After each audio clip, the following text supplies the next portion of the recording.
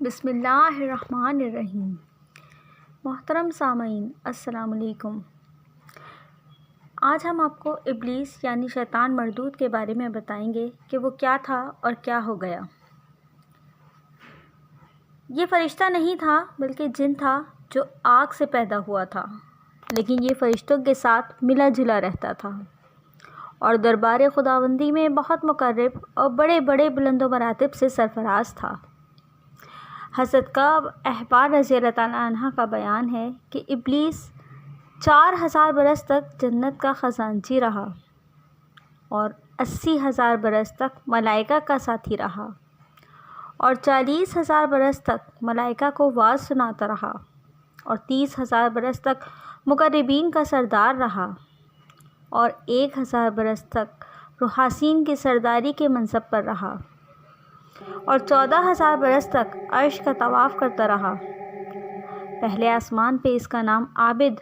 اور دوسرے آسمان پہ اس کا نام زاہد اور تیسرے آسمان پہ عارف اور چوتھے پہ ولی اور پانچویں میں تقی اور چھٹے پہ خازن اور ساتویں آسمان میں عزازیل تھا، جبکہ لوح محفوظ میں اس کا نام ابلیس لکھا ہوا تھا اور یہ اپنے انجام سے غافل اور خاتمے سے بے خبر تھا۔ جب اللہ تعالیٰ نے حضرت آدم علیہ السلام کو سجدہ کرنے کا حکم دیا تو ابلیس نے انکار کر دیا اور حضرت آدم علیہ السلام کی تحقیر اور اپنی بڑائی کا اظہار کر کے تکبر کیا۔ اسی جرم کی سزا میں خداوند عالم نے اس کو مردود بارگاہ کر کے دونوں جہاں میں ملعون فرما دیا اور اس کو اور اس کی پیروی کرنے والوں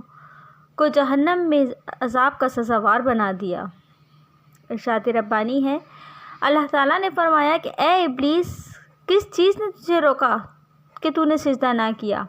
جبکہ میں نے تجھے حکم دیا تھا؟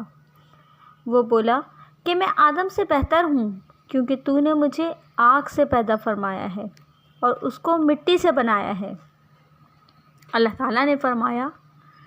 کہ تو یہاں سے اتر جا، تجھے کوئی حق نہیں پہنچتا کہ یہاں رہ کر غرور کرے، تو نکل جا، تو ذلت والوں میں سے ہے۔ ابلیس بولا کہ تو مجھے قیامت کے دن تک کی مہلت دے دے۔ اللہ تعالیٰ نے فرمایا تجھے مہلت ہے۔ وہ بولا کہ خداوندہ تیری قسم کہ تو نے مجھے گمراہ کیا، میں ضرور تیرے سیدھے راستے پر تیرے بندوں کی طاق پہ بیٹھوں گا،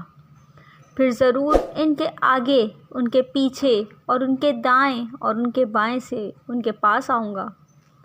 بہکاؤں گا ان کو کہ تو اے اللہ اپنے اکثر بندوں کو شکر گزار نہ پائے گا۔ اللہ تعالیٰ نے فرمایا کہ اے شیطان، تو یہاں سے نکل جا، تو مردود ہے، راندہ ہوا ہے، جو میرے بندوں میں تیرے کہے پہ چلے گا میں ضرور تم سبوں سے جہنم کو بھر دوں گا۔ اس میں بڑی نصیحت کی بات ہے کہ اللہ تعالیٰ نے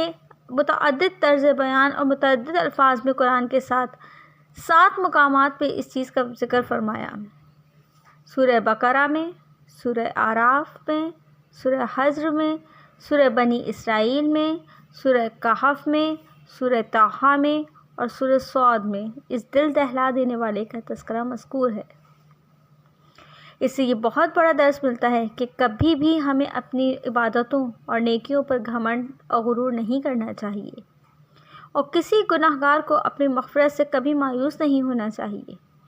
کیونکہ انجام کیا ہوگا اور خاتمہ کیسا ہوگا عام بندوں کو اس کی کوئی خبر نہیں، اور نجات و فلاح کا دار و مدار حقیقت خاتمہ بالخیر پر ہی ہے۔ بڑے سے بڑا عابد اگر اس کا خاتمہ بالخیر نہ ہوا تو وہ جہنمی ہوگا، اور بڑے سے بڑا گناہ گار اگر اس کا خاتمہ بالخیر ہو گیا تو وہ جنتی ہوگا۔ دیکھ لو ابلیس کتنا بڑا عبادت گزار اور کس قدر مقرب بارگاہ تھا اور کیسے کیسے مراتب و درجات کے شرف سے سرفراز تھا، مگر انجام کیا ہوا کہ اس کی ساری عبادتیں غارت و حقارت ہو گئیں۔ وہ دونوں جہاں میں ملعون ہو کر عذاب جہنم کا حقدار بن گیا، کیونکہ اس کو اپنی عبادتوں اور بلندی درجات پر غرور اور تکبر ہو گیا تھا، مگر وہ اپنے انجام سے بالکل بے خبر تھا۔ اس سے یہ بھی معلوم ہوا کہ عالم ہو یا جاہل، متقی ہو یا گناہگار، ہر آدمی کو زندگی بھر شیطان کے وسوسوں سے ہوشیار اور اس کے دغدغوں سے بچتے رہنا چاہیے، کیونکہ شیطان نے قسم کھا کر خدا کے حضور میں اعلان کر دیا ہے کہ میں آگے پیچھے اور دائیں بائیں سے وسوسہ ڈال کر تیرے بندوں کو صراط مستقیم سے بہکاتا رہوں گا اور بہت سے بندوں کو شکر گزار ہونے سے روک دوں گا۔ خداوند کریم ہر مسلمان کو خاتمہ بالخیر کی سعادت نصیب فرمائے اور برے خاتمے سے محفوظ رکھے، آمین، اللہم آمین۔